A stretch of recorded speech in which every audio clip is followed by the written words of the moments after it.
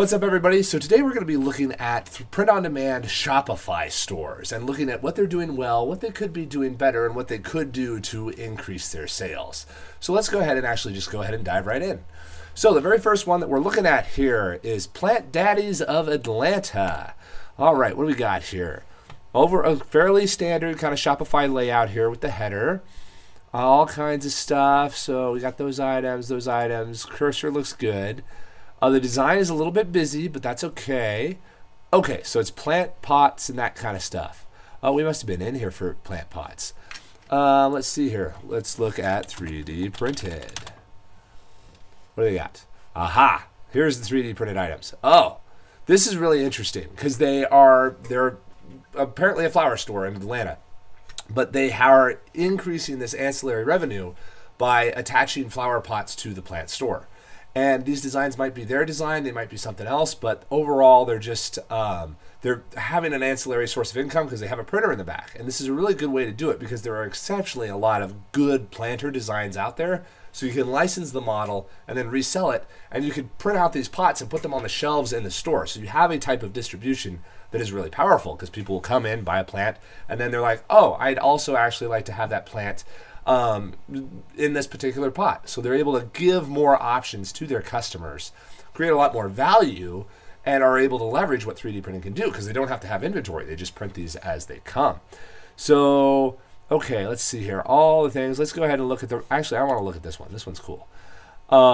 Pricing is really good. The design is really good. Like, these types of items are easy to print. The product photography is really quite good. You have a nice clean background here. It looks like this might be an actual set, or it looks like a granite countertop and then, yeah, some kind of stucco wall in the back there, but that's fine.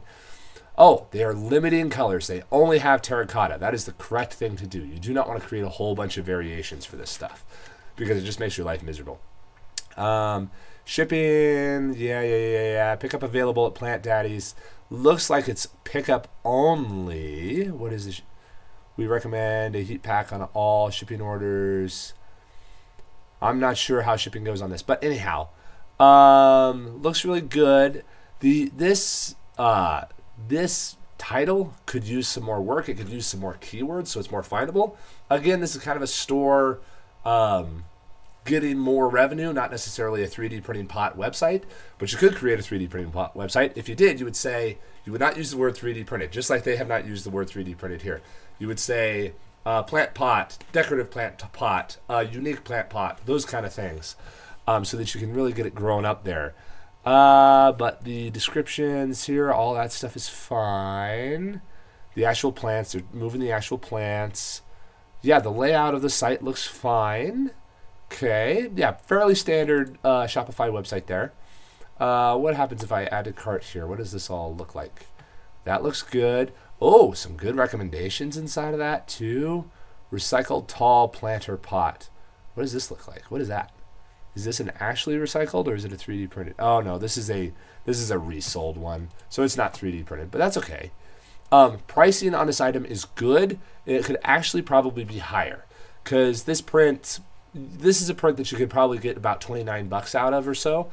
And if we go back and look at their other listings, the rest of these look really good. Like, the pricing is really good. This looks like renders. That's not the greatest for the home screen image. Make sure that is your landing image so people know this thing is real.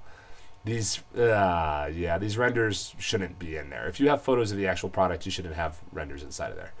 License the file from Rosebud Pots, so that's a source. 6-inch, only a couple colors, good, keeping it limited. They might be phasing these back because they might not have just sold as well as they thought they did. 8-inch pot. What's the cost of the 8-inch pot? Come on, give me the cost of 8-inch pot.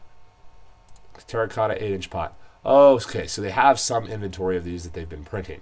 This might be a flower store that doesn't want to run 3D printing. In that case, they would actually probably should use like a service. Or again, if they're online, they could plug into like the Slant 3D plugin to where when somebody orders this, that we can print it and ship it to them. That gets it off of their plate. So it's not something that they have to think about and manage in the context of already having to manage a plant store where you have thousands of items, keeping the plants around, keeping the plants alive. You don't also want to have to grow a pot. So having it outsourced is a way for them to make this more easier. But they also would be able to kind of dig into it a little bit more, because the pots are valuable. People must be buying them, otherwise there would be some available.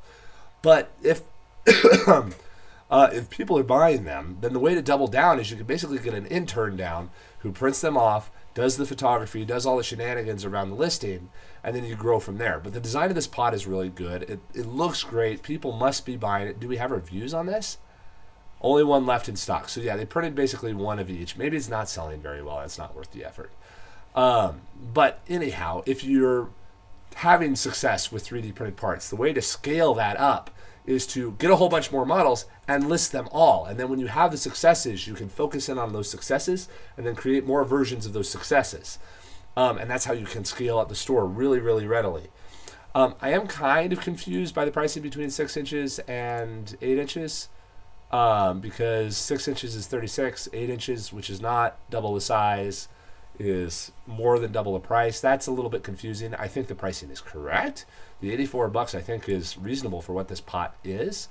$36 is very reasonable for what a 6-inch pot is. But yeah, there's just all kinds of stuff that you could do with this. So yeah, flower pots here at PlantDaddies of Atlanta. Looks like an overall good website. They have a blog, so there's more SEO there. You can talk about whatever you're doing, keep people updated. Learn this. I mean, this is a good comprehensive site with a lot of resources on it. A little bit busy. Like I don't know what that is, but I don't feel, oh, it's soil. So SEO, website design, don't be clever with these menu options. We have plants, pots, tools. I soiled my plants, which is, for soil. Obviously I'm a new guy. I'm not deep in the plant world. Maybe that's charming. I think it's kind of confusing, where you could go plants, pots, tools, soil, clothing, gifts, gift cards. And gift cards could actually be a sub-menu of gifts. So like clothing is a sub-menu of gifts already. So you could condense this a little bit so people aren't looking around. FAQ, yeah, all the things. There we go. But overall, no, the website is good, and the printed products are really good. So this is something that could be a baseline. It's just growing it out more and giving it a little bit more light so that it can really get rolling.